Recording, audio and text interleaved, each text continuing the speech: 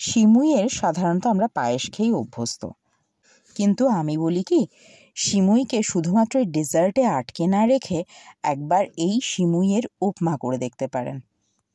এটা lunch box বলুন, tiffin box বলুন, বা ধরুন জলখাবার বা ব্রেকফাস্ট, সবেতে এত দারুণ যাবে বা এত দারুণ হয়, না খেলে বলবো একটা দারুণ খাবার আপনাদের অধরা থেকে যাবে। এনিওয়ে, নমস্কার বন্ধুরা, পিঙ্কির আহারের দরবারের আরেকটি নতুন পর্বে আপনাদের সকলকে স্বাগত জানাই। আর আজকে যে রান্নাটা করে দেখাবো তার একটা বিশেষত্ব কি জানেন? এটা ঠান্ডা হলেও ততটাই টেস্টি লাগে যেরকম গরম অবস্থাতে লাগে। দেখুন কি ঝরঝরে হয়েছে আর একেবারে পারফেক্ট হয়েছে। তবে গায়ের রঙটা বোধহয় আমার মতো একটু হয়ে গেছে, সেটা কেন হয়েছে পরে বলছি। চলুন দেখে নিই কীভাবে আজকে এই সিমুইয়ের উপমা করছি। এর জন্য প্রথমে কড়াইতে আমি দিয়ে দেব সাদা তেল। অনেকের মনে হতে পারে এখানে কি ঘি ব্যবহার করা যেতে পারে? না, একদমই না, ঘি দেবেন না, সাদা তেলেই করবেন। আর যে কারণে আমার মতো গায়ের রং হয়েছে সেটাই বলছি। এই যে দেখছেন, এটা কিন্তু রোস্টেড, মানে এই যে সিমুইটা এটা রোস্ট করা ছিল দেখেই এইরকম একটা ব্রাউনিশ কালার চলে এসেছে, যার ফলে রান্নার পরে ওই একটু ব্রাউনিশ বা ব্ল্যাকিশ টাইপের হয়ে গেছে। ব্ল্যাকিশ না, ব্রাউনিশ হয়ে গেছে। আচ্ছা, যেহেতু এটা রোস্টেড সে কারণে আমি একেবারেই হালকা পরিমাণে ভেজে নেব, কিন্তু যদি আপনাদেরটা রোস্টেড না হয় তাহলে কিন্তু একটু বেশি সময় ধরে ভাজবেন। কালারটা একেবারে ব্রাউন করে ফেলতে হবে, মানে ব্রাউন করা পর্যন্ত ভেজে যেতে হবে এমনটা না, মোটামুটি একটু ভেজে নেবেন। আমি খুব অল্প সময়ের জন্য ভেজে নিয়ে ওটাকে তুলে রাখলাম। এবারে কড়াইয়ের মধ্যে আরও কিছুটা তেল দিয়ে দিলাম এবং তার মধ্যে দিয়ে দেবো সর্ষে আর দিয়ে দেবো কিছুটা কারি পাতা। এখানে 1 মুঠোর মতো কারি পাতা দিয়েছি। অনেকে সিমুই, মানে সিমুইয়ের উপমা, সিমুইটাকে আলাদা করে সেদ্ধ করে করেন, কিন্তু আমি সেটা করব না। তার কারণ আপনাদের পিঙ্কি রানী যে বড্ড স্মার্ট, কীভাবে কম সময়ের মধ্যে বাজিমাত করতে হয় সেটা কিন্তু খুব ভালো করে জানে। আচ্ছা, কি জানবেন সেটা পরে জানবেন, আগে বলে নিই। এখানে আমি একটা মিডিয়াম সাইজের পেঁয়াজ, যেটাকে এরকম কুচিয়ে দিয়েছি, আর দিয়ে দিলাম অল্প অল্প, মানে 2-4 কোয়া রসুন আর আধা ইঞ্চির মতো আদা, সেটাকেও একটু ফাইনলি চপড করে দিয়ে দিয়েছি বা কুচিয়ে দিয়েছি, যেটাই বলে না কেন। এবার এগুলো পেঁয়াজটাকে একটু ভাজা ভাজা করে নেব। ভাজা ভাজা করে নিয়ে তার মধ্যে দিয়ে দেবো আগে থেকে এরকম টুকরো টুকরো করে কেটে রাখা, চাউতে যেরকম একটু লম্বা করে কেটে দেন সেরকম না, কিন্তু এরকম টুকরো টুকরো করে কেটে রাখা গাজর আর বিনস দিয়ে দেবো। আপনারা আপনাদের পছন্দ মতো কিন্তু কোয়ান্টিটি ব্যবহার করতে পারেন, মানে চাইলে বেশি কম সবই করতে পারেন।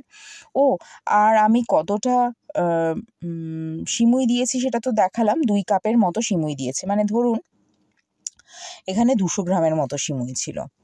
তার মধ্যে দিয়ে দিলাম আমি, দেখলেন, স্বাদ মতো কাঁচা লঙ্কা দিয়ে এবারে ভালো করে একটু ভাজা ভাজা করে নেব। বিষয়টা যাতে খুব তাড়াতাড়ি সেদ্ধ হয়ে যায়, এবং অবশ্যই টেস্টের জন্য দিয়ে দেবো আমি স্বাদ মতো নুন, আর দিয়ে দেবো অল্প করে একটু হলুদ, আধা চা চামচের মতো হলুদ গুঁড়ো দিয়েছি। এখন এই যে রোস্টেড যেহেতু সিমুই ছিল সে কারণে এখানে হলুদ না দিলেও কোনো অসুবিধে ছিল না, সেটা আমি পরে বুঝলাম। আচ্ছা, এবার সব কিছু একটু ভালো করে মিশিয়ে নিই, বা বলতে পারেন একটু ভালো করে ভিজিয়ে নিই। তো একটু ভালো করে ভিজিয়ে নেব, আর অবশ্যই করে অল্প একটু চিনি দিয়ে দেবো। এখানে আমি 1 চামচের মতো চিনি দিয়েছি, আপনারা চাইলে আর একটু বেশি বা কম দিতেই পারেন। চলুন এবার বরং এটাকে ভালো করে মিশিয়ে ঠিশিয়ে দিয়ে, মানে সব কিছু মিক্সড করে এটাকে বরং একটু সেদ্ধ হতে দিই। সেদ্ধ হবে কি করে পরে হবে সেটা নয় পরে দেখাচ্ছি, আগে একটু ঢাকা দিয়ে দিলাম। আর ফ্লেমটাকে অবশ্যই আমি একটু কম করেই রেখেছি। মিনিট 3-4 পরে একবার ঢাকনাটা খুলে দেখে নিই কতটা সেদ্ধ হয়েছে, সেটা একবার দেখে নেব। তবে বলে রাখি, এখানে আমি সেদ্ধ করব ধরুন 60% মতো, এর বেশি কিন্তু না। কি করে কি বুঝবেন? দাঁড়ান একটু দেখিয়ে দিই। যখন দেখবেন খুন্তি জাস্ট উপরের অংশটুকুকে পার করছে, তখনই বুঝবেন হ্যাঁ 60% সেদ্ধ হয়ে গেছে। এবারে আমি যতটুকু পরিমাণে সিমুই দিয়েছিলাম ততটা পরিমাণে জল দিয়ে দিলাম। 2 কাপ সিমুই দিয়েছি, 2 কাপ জল দিয়ে দিলাম। তো জলটা চাইলে আপনারা গরম জল দিতেই পারেন, কিন্তু আমি গরম জল দিইনি। এবারে দিয়ে খুব ভালো করে একটু সেদ্ধ হতে দেবো। তবে সেদ্ধ তো করবই, আমার স্মার্টনেস দেখাবো কখন? এই এখন যেহেতু সিমুইটাও সেদ্ধ নেই, তাই আমি দুটো একসাথে দিয়ে দিলাম, মানে সবজির সাথেও সিমুই একেবারে সেদ্ধ হয়ে যাবে। তবে আমি বলে রাখি, সবজিটা কিন্তু 60% কি তার থেকে একটু বেশি সেদ্ধ হয়ে যাওয়ার পরেই আপনারা জল দেবেন, আর তারপরেই সিমুইটা দেবেন। মানে এমন যেন না হয় যে সিমুই গলে গেল অথচ সবজি আপনার গলল না। যাই হোক, একটু হালকা ফ্লেমেই রান্নাটা করতে হবে, মানে মিডিয়াম ফ্লেমে রান্নাটা করব। আমি যখন ফ্লেমটা খুললাম তখন অলমোস্ট সমস্ত জলই টেনে নিয়েছে। এখানে সিমুইটা কিন্তু একেবারেই প্রায় ড্রাই হয়ে গেছে। এই সময় যদি আপনারা বন্ধ করে রাখেন দেখবেন হয়ে যাবে। কিন্তু ঘটনাটা হলো এই, এখন আমি গলিয়ে দেখছি সিমুই এখনও একটু একটু শক্ত রয়েছে। তাহলে করণীয়টা কি? করণীয়টা হলো এই, এখানে আমি আর একটু পরিমাণে জল অ্যাড করে দেবো। কতটা পরিমাণে জল অ্যাড করব সেটা আমি দেখাচ্ছি, দাঁড়ান। আগে সমস্ত কিছু একটু ফ্লিপ করে নিই, বা বলতে পারেন নিচেরগুলো আগে একটু উপরে দিয়ে নিই, নাহলে কি হবে বলুন তো, নিচের একেবারে গলে যাবে আর উপরেরগুলো শক্তই থেকে যাবে। তাই কিন্তু এটা খুব জরুরি। আর আমি এখানে ওই আধা কাপেরও একটু কম আমি জল দিয়ে দিলাম। এখন আপনারা হয়তো বলতে পারেন যে তোমার ভিডিওতে তো স্পষ্টই দেখা গেল যে 2.5 কাপের মতো জল লাগছে, তাহলে আমরা প্রথমেই সেই 2.5 কাপ জল দিয়ে দিই। না, সেটা করবেন না, তাহলে কিন্তু এই ঝুরঝুরে হওয়ার সম্ভাবনাটা কিছুটা হলেও ক্ষীণ হয়ে আসে।